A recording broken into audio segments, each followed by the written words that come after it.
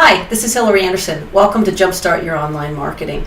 Today we're going to just take a tour of Twitter, a Twitter tour, and I think it's a good idea if after looking around today, if you set up an account and do a little more exploration and see if you think it might be a valuable place to connect your business. I've just gotten very active in it myself. I think it's really an amazing resource. So I wanted to give you an overview. It's pretty straightforward. You go to twitter.com and set up your account.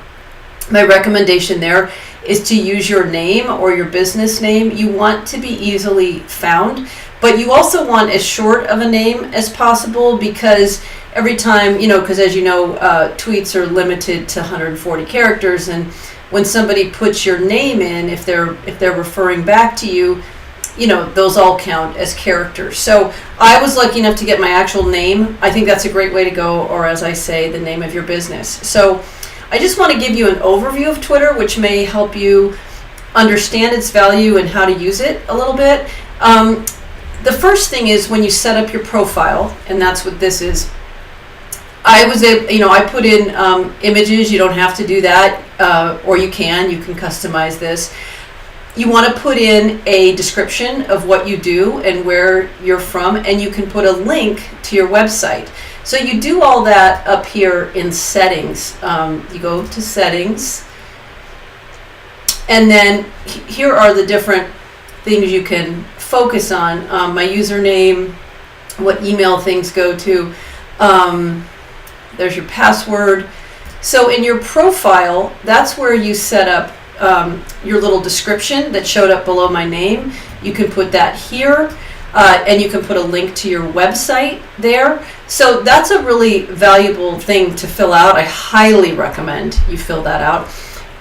You can automatically connect. So if you want your tweets to automatically go to your Facebook page, I do them separately, but that is certainly an option. And then you've got a design section here where you can pick these backgrounds. You can also customize your background, as I've done here. If you want to customize it, you just want to Google sizes for that and create your graphic. But these are not bad options, the ones that they've put in. So that's kind of the basic getting into setting this area up. Again, on this wheel here, go to settings and click around and find, putting in a description of what you do. So as an example of my business, where I think Twitter is really helpful, is I'm primarily following people who have good suggestions to do a lot of things in my industry. For instance, this Jeff Boulas, he is somebody who writes a lot about blogging and how to do well in search engine optimization. So what's interesting is, let's say I follow Jeff, and if I hadn't already followed him, I could type his name here in the search box and it would find him for me, and it takes me to his page, and I'm already following. But if I weren't following him, then I would click follow. Just an aside, what I always say about all these social media sites is that they're each a search engine within themselves. So you can search by topic, you can search by the person, you can search by business, and all kinds of things come up that you may not get, let's say, in Google. So hashtags are something we hear about a lot with Twitter. What hashtags do is organize information. So let's say you wanted to read posts about iPhones. So I put in hashtag iPhone. Well, these come up. Let's say hashtag iPhone 5S. Now it's going to pull up tweets that have the term iPhone 5S in them. So that's another great way to search if you're looking for a topic. So what can happen is, if you're somebody writing about, let's say, apps that are good on the iPhone, and then I search for an iPhone, I might come across your Twitter profile, and I might think, wow, you are putting out some really interesting information, and I'd like to follow you. So Twitter's a lot of posting interesting information, posting links to your blog, to other blogs, asking questions, You can now put photos in and graphics when you type your when you're putting your tweet in. The way you tweet is you come up here, compose a new tweet, and you have up to 140 characters, and you can add a photo, and that'll go to your computer, and you can hit add photo. So that's a good way to make your tweet a little more interesting, is by putting in an image. Like you see, I've got one here to promote this program, the Jumpstart Online Marketing. So the other thing that I think is really interesting and valuable with Twitter is, so let's stick with Jeff. So let's say I go to Jeff's page. Let's click on his profile again. I can see who he is following, and that's really interesting. That could lead to people that I've never heard of. I mean, if somebody I really respect is following other people that I might want to know about. So that's an interesting thing, who he's following. And then I can also look at his followers. Both things can really open up a lot of new avenues.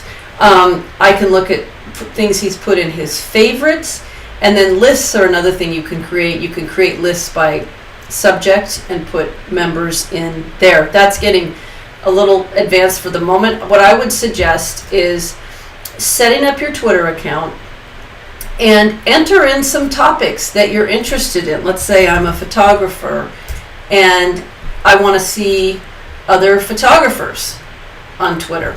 So top or all. Okay, so then I can just scroll through and start checking out some of these photographers and check out their profile page. And if their website's on there, I can see here's his website. I can go to their website. It just, is something to tool around and see who you might want to follow, who might be putting out good information. I'm not promoting you use it just for silly little, I'm having coffee at Starbucks. I think it's very powerful to use it for business, to promote yourself, and to interact and to be a resource for your followers. If you are posting and you're not and you've got too many characters, let's say that you want to link to a specific post, there's something you can use called Bitly. And what Bitly does is it shortens your links. So what you do with Bitly is, let's say you've got a URL you want to copy. So let's say I want to copy this YouTube video page. I go to Bitly and I type in that long URL, and boom, it gives me a short URL. I can even go here and edit what it says. Now when I paste this URL into my tweet, it will link straight back to that YouTube video, but it's short.